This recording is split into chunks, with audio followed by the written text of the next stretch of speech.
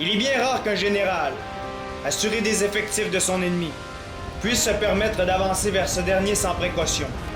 Surtout si la forêt, ou tout autre obstacle facilitant les embuscades, se fait omniprésent.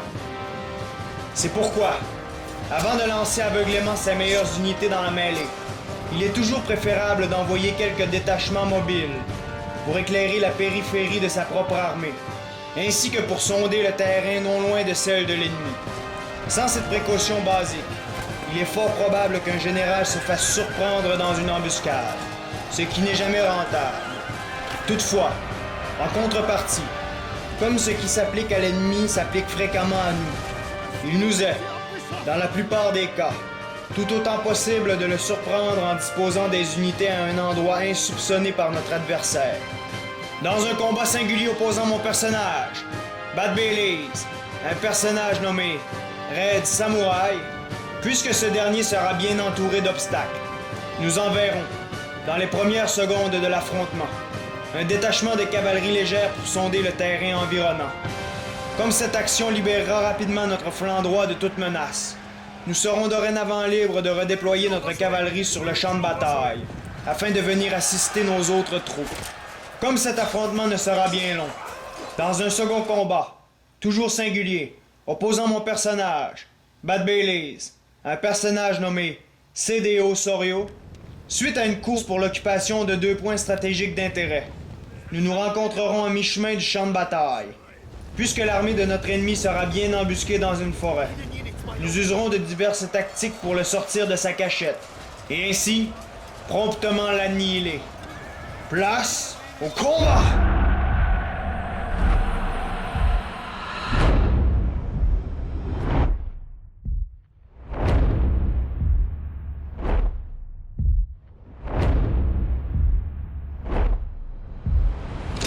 Bon alors, comme à notre habitude, observons les unités en présence en commençant par celle de mon opposant.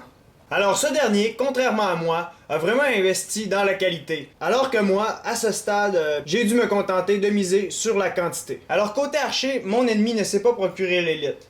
Il s'est seulement procuré que 3 unités d'archer Ashigaru. Cependant, chacune de ces unités va être niveau 2. C'est vraiment au niveau de ces unités d'infanterie qu'on va retrouver l'élite, avec les katanas samouraïs. Ces derniers ont donc véritablement un meilleur moral, une meilleure attaque, ainsi qu'une meilleure défense que les Ashigaru. Cependant, bien entendu, ils sont beaucoup plus dispendieux. On va donc retrouver 5 unités placées juste ici, ainsi qu'une autre juste ici derrière, totalisant 6 unités. Enfin, derrière son armée, sur chacune de ses ailes, on va retrouver 2 unités de Yari. Aussi, ce qu'il ne faut pas oublier de mentionner, c'est que disposé dans le bois, on va retrouver 2 unités de Yari cavalerie. Et pour terminer, on va retrouver son général derrière son armée qui va être niveau 3. Observons maintenant ce que je me suis procuré. Alors, côté archer, on va retrouver 5 unités placées en avant de mon armée. Initialement, je les ai donc disposées en mode dispersé. Et parmi ceux-ci, on va retrouver une unité de niveau 3 et une unité de niveau 2. Immédiatement derrière ces derniers, on va retrouver 2 unités de Yari Samurai. Ces derniers sont donc excellents contre la cavalerie, mais sont aussi capables de se débrouiller en mêlée contre d'autres unités d'infanterie. Pour terminer avec mon corps principal, on va retrouver juste derrière mon armée 7 unités de Lone Sword Ashigaru, c'est-à-dire les unités d'épéistes de milice. Derrière juste ici, à l'écart de mon armée initialement, on va retrouver mon général qui va être niveau 2. Oui, en passant, je suis seulement qu'à niveau 2 dans le replay. Cependant, en réalité, je suis rendu niveau 6, mais j'ai vraiment voulu y aller dans l'ordre. C'est-à-dire que les 2 parties d'aujourd'hui ont vraiment suivi les 2 parties de l'épisode 39. En d'autres termes, les 4 premières batailles qu'on va voir relativement à Shogun 2 vont vraiment faire partie de mes 7 ou 8 premières parties à vie. Pour terminer maintenant la présentation de mon armée, on va retrouver juste à droite de cette dernière 3 unités de cavalerie légère. Je vais donc vraiment me servir de ceux-ci pour sonder le terrain. Alors qu'à la gauche de mon armée, initialement à titre défensif, on va retrouver 2 unités de Yari cavalerie embusquée. On peut donc maintenant appuyer sur Play.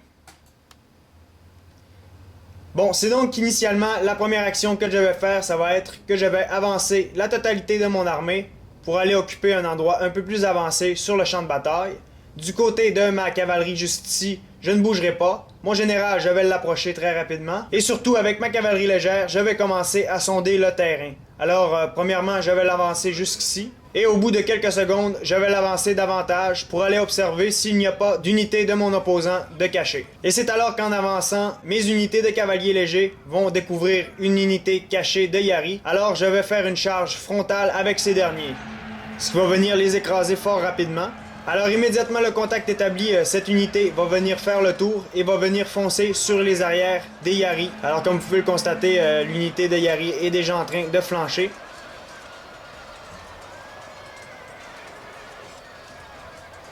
Et voilà, c'en est fini de cette dernière. Pendant ce temps-là, mon armée s'est approchée vers celle de mon opposant, alors que cette dernière avance toujours vers la mienne. Alors une fois l'escarmouche terminée, je vais ordonner à mon unité de cavalerie légère d'aller sur les arrières de l'armée de mon opposant. Et ça, je vais faire ça dans le but de déconcentrer ce dernier. Alors lui va apporter une unité de Yari Ashigaru. Pour une raison que j'ignore, cette unité-ci va commencer à flancher sans raison. Cependant, elle va se replacer fort rapidement, comme vous pouvez le constater.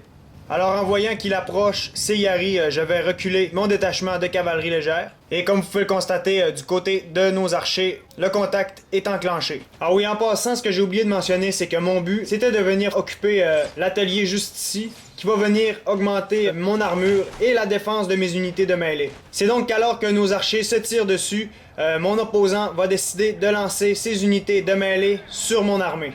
En voyant ça, avec ma cavalerie légère, je vais venir foncer sur le flanc de la première unité d'épéistes que voici. Alors ça va donner pour résultat de la faire flancher fort rapidement. Et puisqu'il me charge avec ses Yari juste derrière, je vais éloigner mes unités de cavaliers. Alors que tout cela se produit, j'ai ordonné une charge de la totalité de mes épéistes. Et enfin, j'ai ordonné à mes Yari de venir foncer sur le flanc d'une autre unité d'épéistes juste ici. Cependant, au passage, je vais accrocher une autre unité de Yari. C'est donc alors que la mêlée est bien entamée, je vais remarquer qu'il y a une unité de Yari de mon opposant qui sort d'une embuscade qui était juste ici. Alors, je vais ordonner à mes Yari de la poursuivre par derrière et à mes unités de cavalerie légère de venir l'attraper frontalement. C'est donc que ça va donner vie à un accrochage fort important juste derrière nos armées. C'est donc que la mêlée juste ici se fait extrêmement intense. Et puisque mes unités de moindre qualité sont en train de se battre contre des katanas samouraïs, je dois vraiment apporter mon général dans les parages. Cependant, celui de mon opposant va être aussi dans les parages. Et d'autre part, la totalité des archers de mon ennemi vont attaquer mon commandant, comme vous pouvez le constater.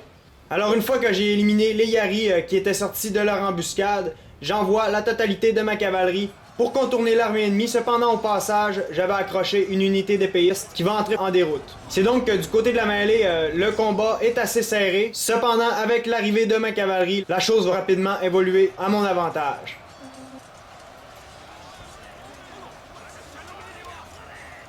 Je vais donc balayer l'arrière non protégé de l'armée de mon opposant. Ici va se retrouver ses archers ainsi que son général. Cependant, mon opposant va tout faire pour le décrocher, mais tôt ou tard, il va être complètement encerclé. Et c'est donc que la totalité de l'armée de mon opposant entre en déroute et son général aussi.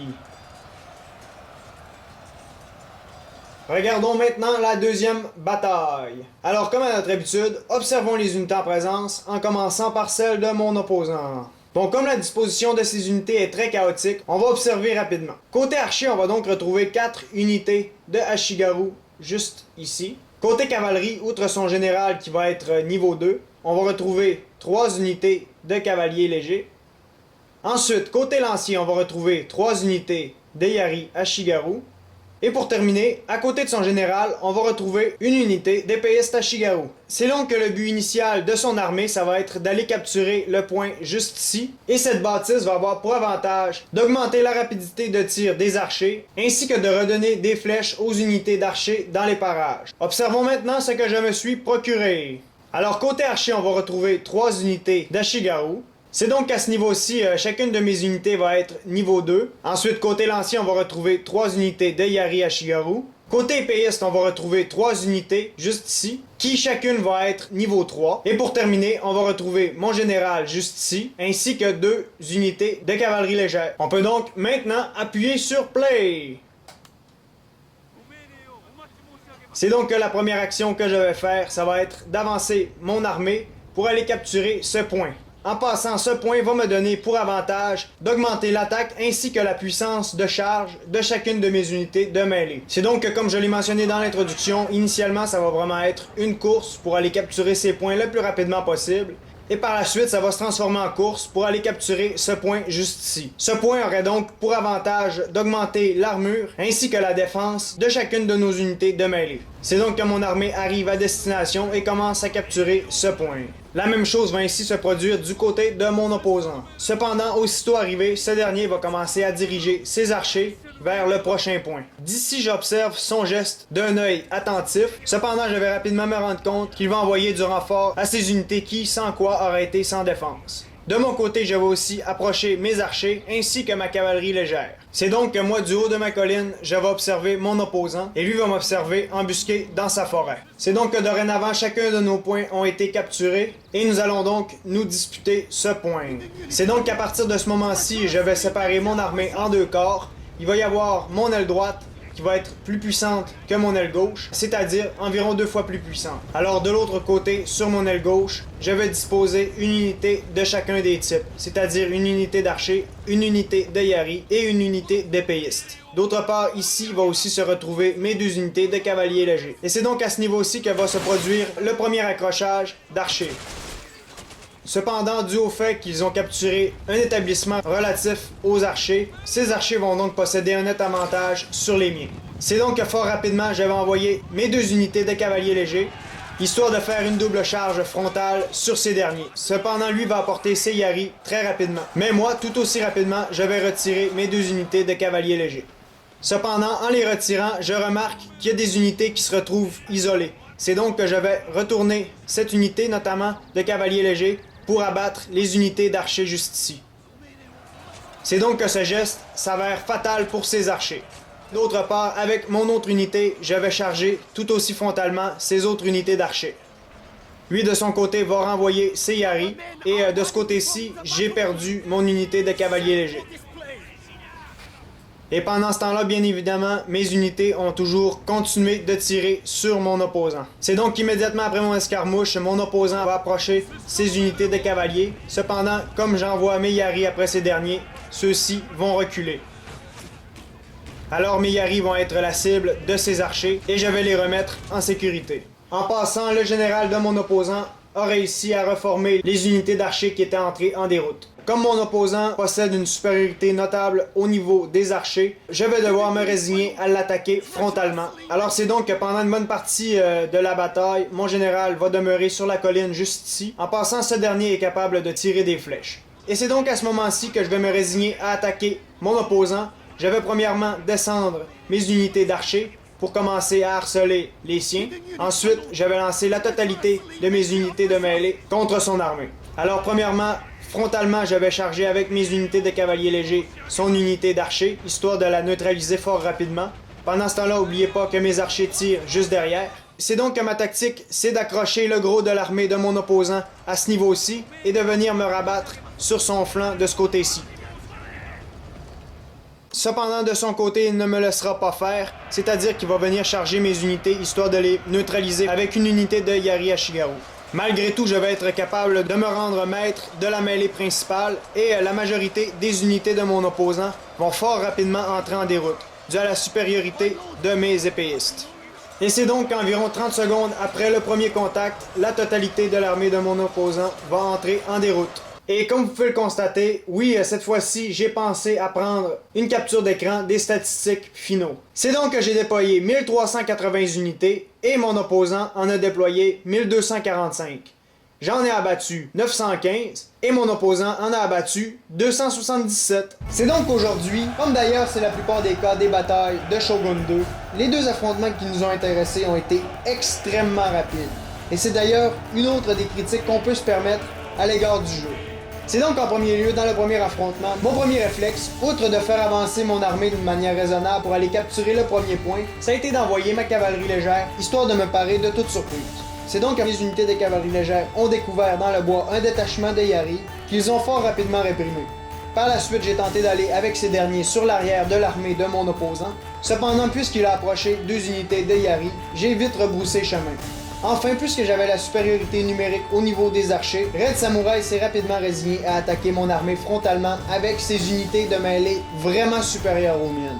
Durant son approche, d'un côté, j'ai envoyé ma cavalerie sur les flancs d'une de ses unités, ce qui a été vraiment fatal pour cette dernière. D'un autre, j'ai ordonné une charge frontale de la totalité de mes épéistes. Et enfin, j'ai sorti mes unités de Yari de leur embuscade pour aller frapper le flanc droit de mon ennemi.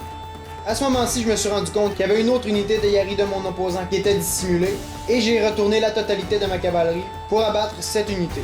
Pendant ce temps-là, mon général s'est un peu promené sur le front, histoire de redonner le courage à mes troupes, mais comme mon opposant a fait de même, il a vraiment fallu que ma cavalerie se libère à nouveau pour que je puisse définitivement écraser ce dernier. Ensuite, durant le deuxième affrontement, après une course pour aller capturer nos bâtiments respectifs, on s'est rencontrés à mi-chemin du champ de bataille. Puisque ce dernier possédait un avantage dû à la capture de son bâtiment au niveau de ses archers, j'ai tenté quelques manœuvres à l'aide de ma cavalerie pour diminuer ses effectifs à ce niveau. C'est donc au bout de quelques instants, j'ai décidé de laisser ma position afin de charger mon ennemi frontalement. Au bout de quelques secondes, la totalité de son armée est entrée en déroute, et c'est donc de cette manière que j'ai pu gagner le combat. Et voilà,